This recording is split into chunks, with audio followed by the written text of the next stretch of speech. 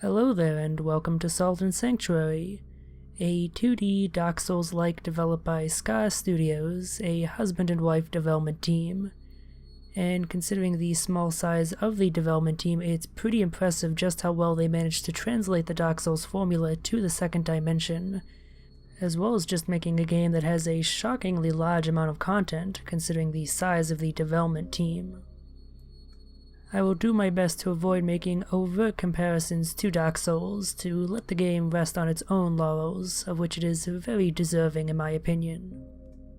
So let's start the game and immediately discuss one thing that is pretty divisive among people who play this game, and that is the art style, especially of that for the human characters.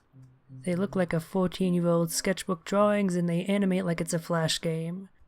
Personally speaking, I'm fine with how the humans are designed, and I think everything else looks fantastic, so you won't see me complaining about the art style.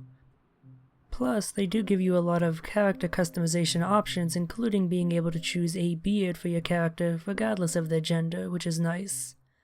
I like going with this little pinpoint beard here to make it look kind of like a labrae piercing.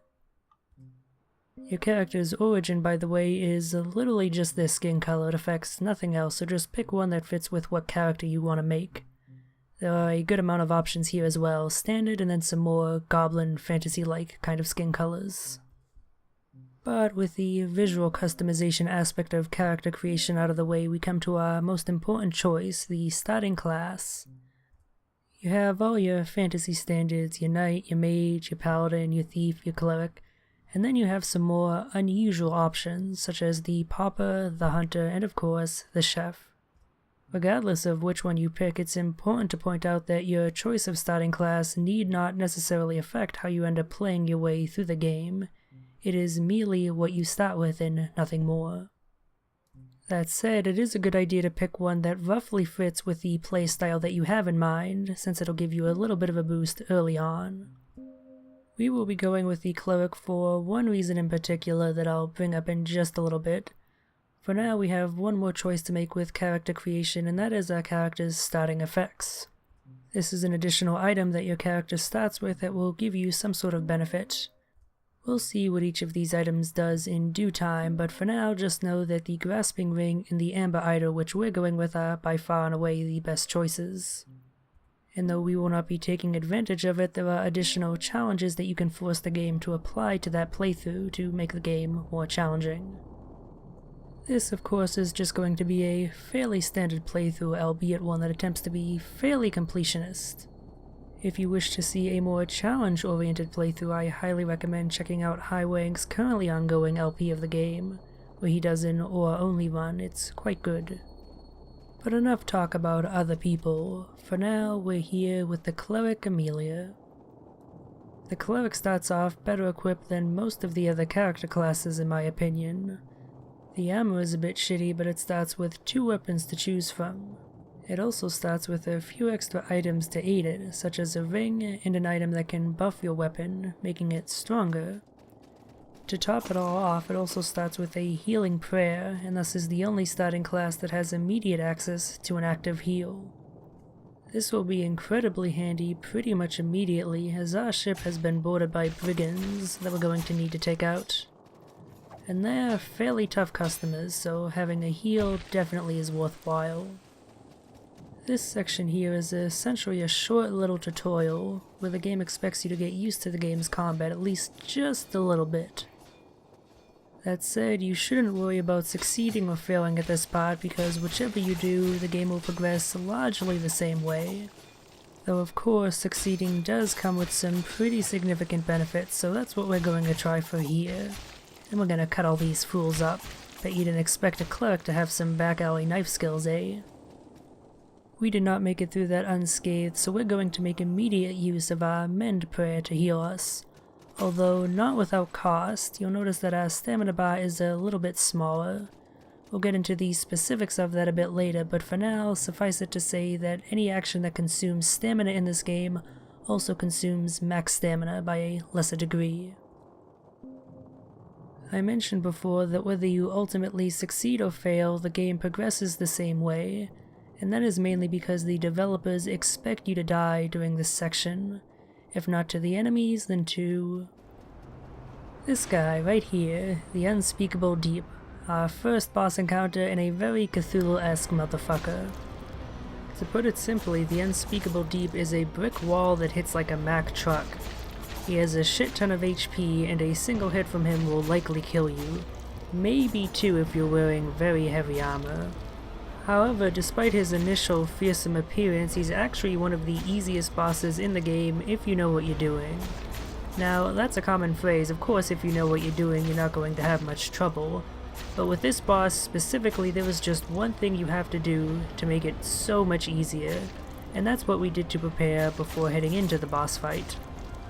In this game, your movement speed, and especially the speed of your dodge roll, is affected by how much stuff you have equipped, and how much weight that takes up out of your total equip load. By de-equipping the shield that we started with, we have just a low enough equip load that we have the fastest roll in the game, and this allows us to easily dodge roll past any of the Unspeakable Deep's attacks, making him pretty much a joke. It's very easy to get through this fight without getting hit at all, and it's just a matter of grinding down his HP, until you at last take him out. You'll notice that we used up all of the blessed pages that we started with. That's the reason why I like starting with the Cleric class. They probably have the easiest time with the Unspeakable Deep thanks to those weapon buffs. They have the highest DPS out of any of the starting classes with those, which means the Unspeakable Deep takes the least amount of time to kill with them. Now, whether you ultimately succeed against the Unspeakable Deep or die at any point during that ship section, the ship itself will crash and you'll wash ashore on this island here. However, beating the Unspeakable Deep gives you some incredibly good rewards, notably 8,000 salt, which is the experience currency of the game. For what it's worth, the first proper boss gives only a mere 2k, so starting with 8k is a pretty huge boost early on. In addition to that, if you can manage to stand in just the right spot when you kill the Unspeakable Deep, you can get up to 6,000 gold. I say in the right spot because the gold actually drops from the boss's corpse, but as soon as you kill it, it takes control away from you, so if you're not standing in the spot when it drops the gold, you're not going to be able to pick it up. And finally, you also pick up some incredibly rare upgrade materials for your weapons. One of them, the Shimmering Pearl, is only available in 2 other spots in the game if I'm not mistaken, so being able to get one here is pretty huge. And something else that's worth noting is that if you don't beat the Unspeakable Deep here, you will never ever get the chance to do so again. Even if you go through and go into New Game Plus, it will start you immediately upon the shore here, not giving you another chance to fight the Unspeakable Deep now that you're stronger. So you have to do it now. So I've been pretty much entirely ignoring our conversation with this old salt-soaked man here. He was telling us about creeds. Creeds are groups in this game that you can join to give you various benefits. Unique items, armor sets, and so on. You have an initial selection of 3, and you can encounter others later on in the game, including the ones that you initially disregard here. This choice is not permanent, by the way. You can switch creeds freely, although not without any sort of penalty. But we'll get into that more later when it becomes more relevant. For now, all you need to know is that we are a devout member of Devara's cult. An appropriate creed for a cleric starting class, and one that I've chosen for one reason that you'll see a bit later, not in this episode though. So now that we've gotten past that first initial portion of the game actually deigns to give us our controls here in the form of messages left by the developers, teaching us how to block, parry, roll, all sorts of useful techniques that we'll be employing in our adventure. Of course, against these basic zombies here, we just need to employ the good old stabby stab and we'll do just fine. I feel like the fact that they put a campfire right there at the beginning is something of a knowing nod to the fact that this game takes so much influence from Dark Souls. However, unlike Dark Souls, that campfire isn't terribly useful, but we'll be seeing the equivalent to what bonfires are in Dark Souls here in just a second. The order of some of these tutorial messages is a bit strange, like only now telling you how to open your inventory when it's something that's going to be pretty obvious if you're the kind of person that's actually going to pick this game up. Well, anyway, here we come to our first sanctuary, which we are going to claim for Devara. Nice, now things are certainly looking a bit more lively. So now that we've claimed it for our creed, we can do a variety of services here. We can level up using the salt that we've acquired. We're not going to use all of it here. I like to keep a stock just in case. Leveling up gives us black pearls, which we can use to purchase nodes on the Tree of Skill here. Now, the Tree of Skill may look a bit fearsome at first, but it's really just an overcomplicated way of expressing a very simple leveling system.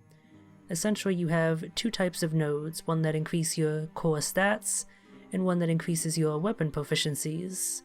Depending on which starting class you choose, you will start in different locations on the Tree of Skill. Here we start with Class 1 Light Armor and Class 1 Prayers. Now, we're not going to acquire any skills just yet, we're going to save that for later. The main reason I leveled up was because leveling up also gives you an HP boost, in addition to giving you some black pearls to spend. In fact, leveling up is the only way that you can increase your HP in this game, so it's important to do that even if you don't necessarily want to progress on the Tree of Skill. As for that third option there of making an offering, that's not something we can do just yet as we currently have nothing to offer, but we'll see what that's about in short order. On the roof of the sanctuary we acquire some red shards, which makes this a good time to bring up the fact that we acquired one more thing from resting at that sanctuary there, and that is acquiring a renewable source of healing, in this case the Water of Blessing. Every time we rest at a sanctuary, we acquire 3 of those. It's the game's way of making sure that you always have a source of healing, and what's worth noting is that your healing item depends on the creed that you're in, and that these different healing items actually have different effects. The Water of Blessing, for example, also gives you a short defense boost after using it in addition to the heal, which other healing items do not provide. The red shard that we picked up is a generic healing item that can be used by anyone, and it provides a meager amount of healing over a very long period of time. Essentially, it's for topping off between encounters rather than healing in the midst of one. For now though, we don't have to worry about healing all that much. The first encounters that the game throws at you are pretty tepid in terms of difficulty, meant to ease you into the combat, so if you're skilled and you know what you're doing, you're not going to have much trouble with them at all. Of course, if you are new to the game, you may have trouble with them, as these poor gents here did, in the Festering Banquet. Those corpses strung up outside are actually those of other players that have managed to die here. A cool example of the asynchronous online that this game has to offer. Whether you have trouble with these encounters or not, they do a good job of hammering home how you want to handle a lot of the encounters in this game. Namely, targeting specific units out of the crowd, eliminating them, and then taking on the rest of the chaff. In this case here, that means taking out the crossbowmen first and foremost, and then dealing with the rest of the enemies in the area. At this point, I think you've seen enough of the combat that I can laud it as one of the game's finer points. The meatiness and the crunchiness of taking out all these enemies, so that even if they're not much of a threat, it's a lot of fun killing them. Also, if it weren't obvious yet, this game loves working shortcuts into its level design. We'll be coming across doors that we can't open just yet quite often, so get used to that sight. Here we encounter the first actually somewhat dangerous enemy in the area, and we just kind of completely chump him. That is the strength of parrying versus humanoid enemies in this game, and why it's very worth learning, especially since the parry timing is incredibly forgiving. For making it this far, we come across our first shortcut that we can actually use, a ladder leading down to the beginning of the Festering Banquet, letting us skip those first few encounters that we just did on repeat run-throughs of the area. We also picked up a stone merchant, which says can be offered to the altar to allow merchants to do business in our sanctuary, so since we have an easy route back to our sanctuary, let's go and do that. We have nothing but to gain from it after all.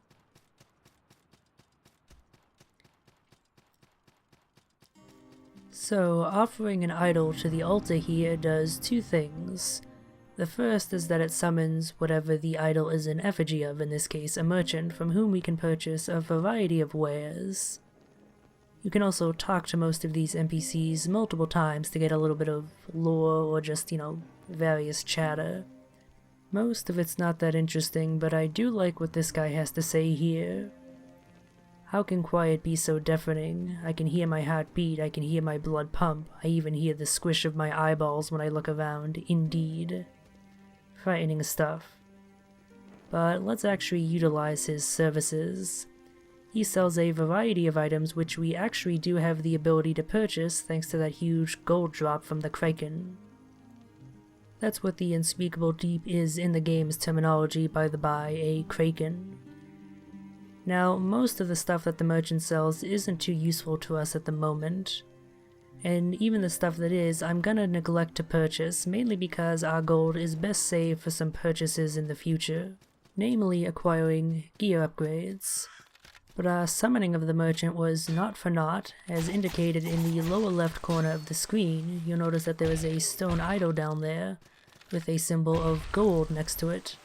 When you offer a stone idol to a sanctuary, it gives you a bonus for that region that the sanctuary is bound to. In the case of that merchant, the bonus is a boost to gold drops acquired from enemies in that region. This is incredibly useful early on when gold is pretty damn scarce.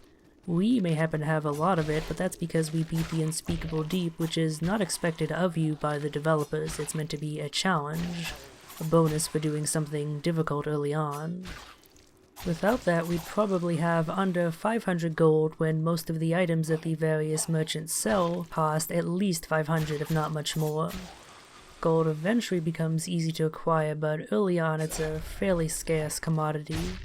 That's one of the reasons why we're bothering to refight all of these enemies here, despite having the ability to completely skip over them thanks to that shortcut that we unlocked. The other reasons are salt and potential item drops.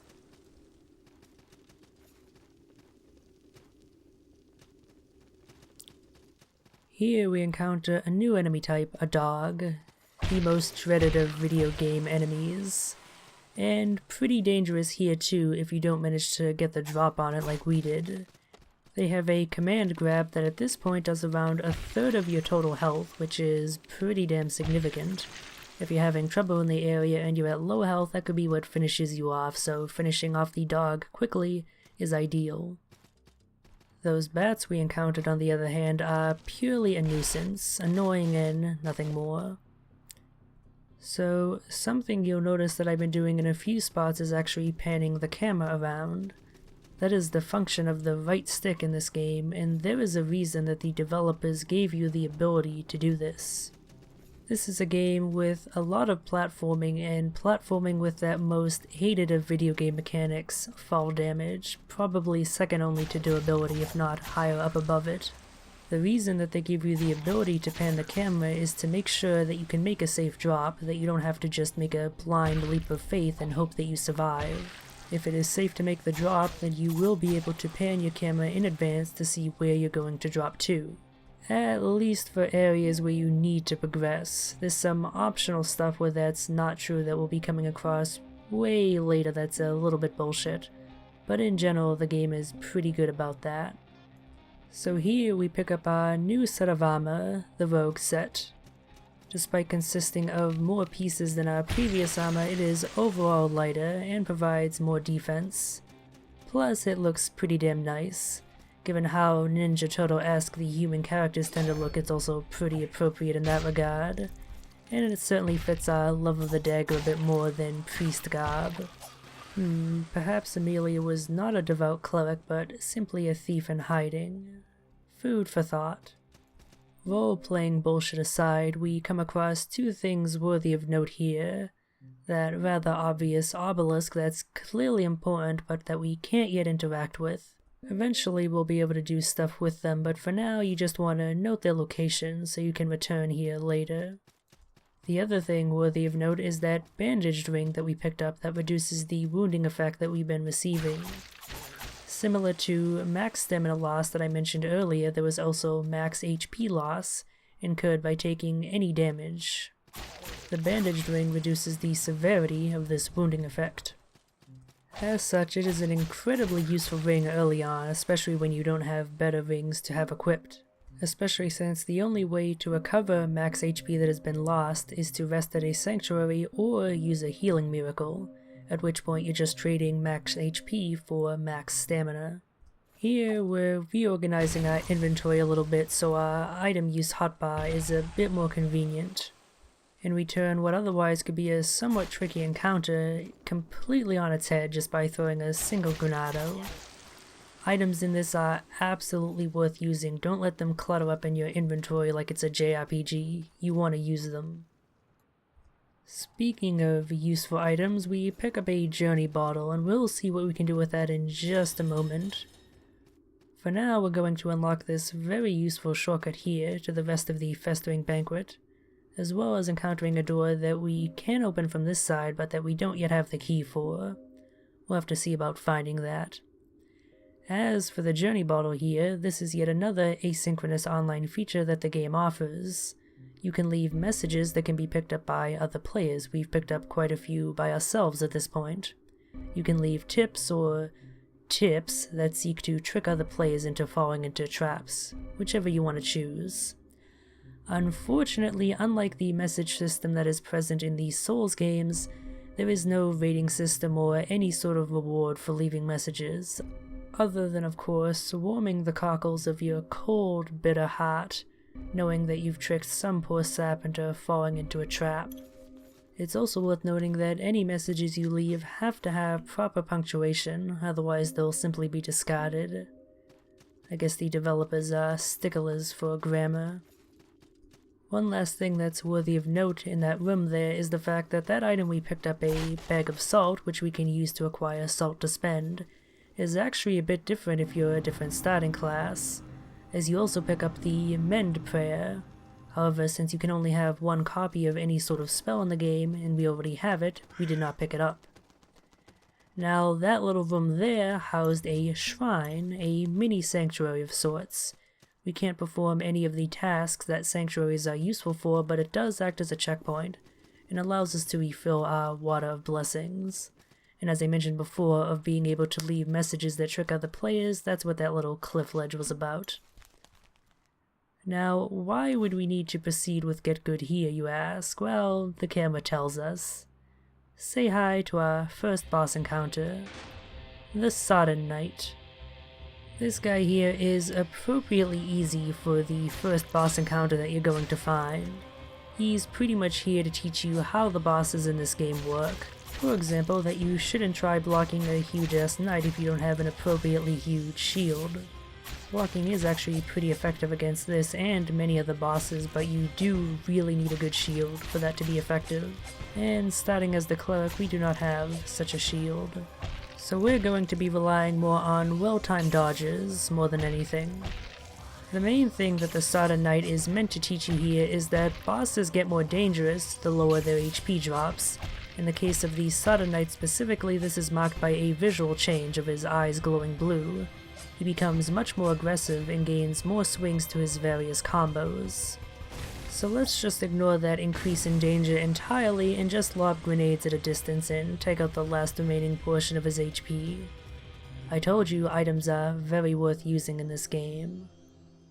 For beating the Sodden Knight, we acquire some salt, some gold, as well as his ashes, which we'll see what we can do with later. But I think that's enough for now.